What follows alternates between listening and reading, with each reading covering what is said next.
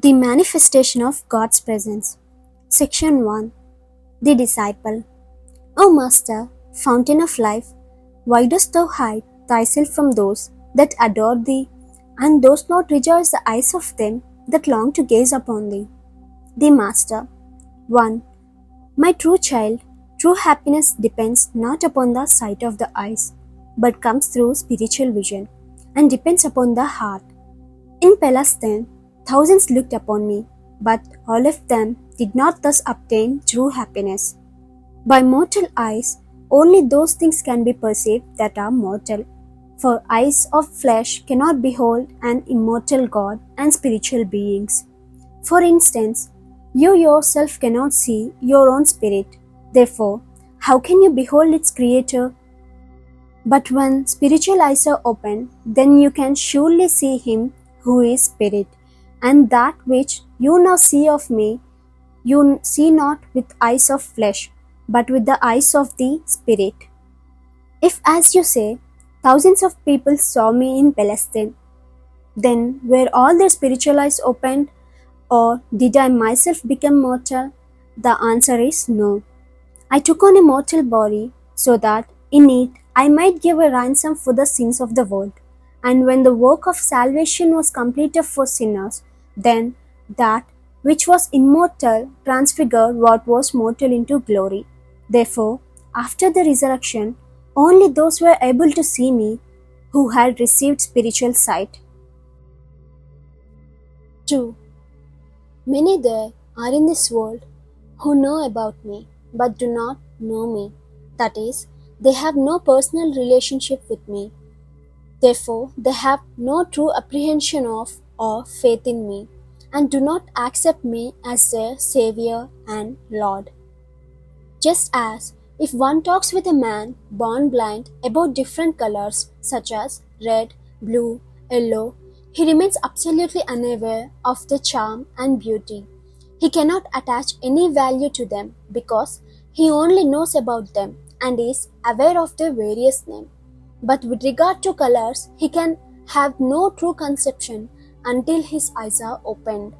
In the same manner, until a man's spiritual eyes are opened, howsoever learned he may be, he cannot know me, he cannot behold my glory, and he cannot understand that I am God incarnate. 3.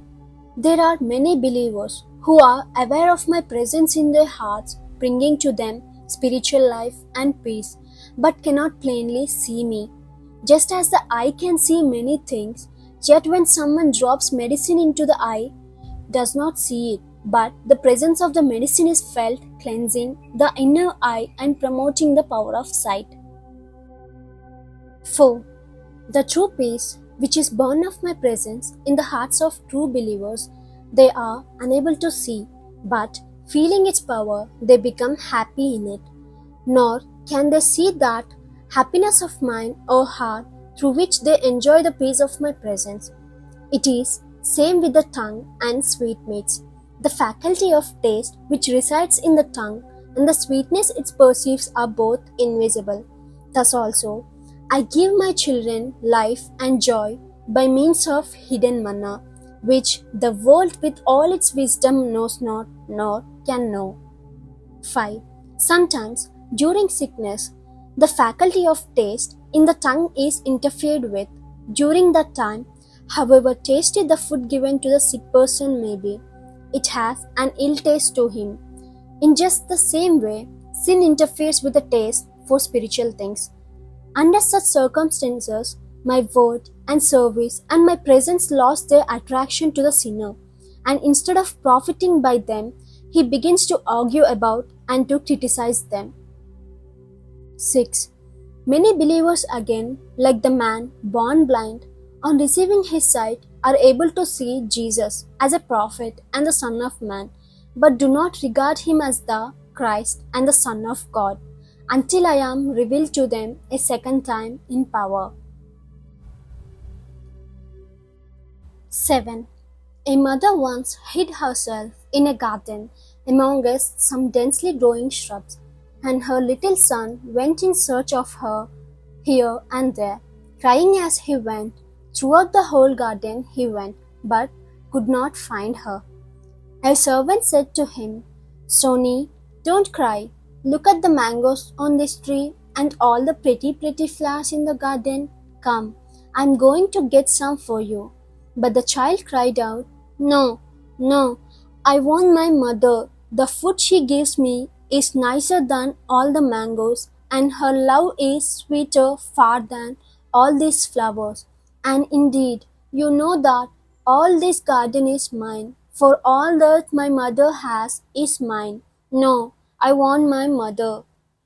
When the mother hidden in the bushes heard this, she rushed out and snatching her child to her breast, smothered him with kisses, and the garden became a paradise to the child. In this way, my children cannot find in this great garden of world, so full of charming and beautiful things, any true joy until they find me. I am the Emmanuel, who is ever with them, and I make myself known to them. 8.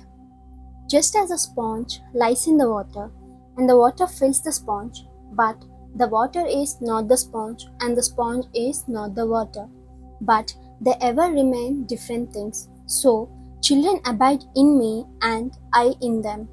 This is not pantheism, but it is the kingdom of God, which is set up in the hearts of those who abide in this world.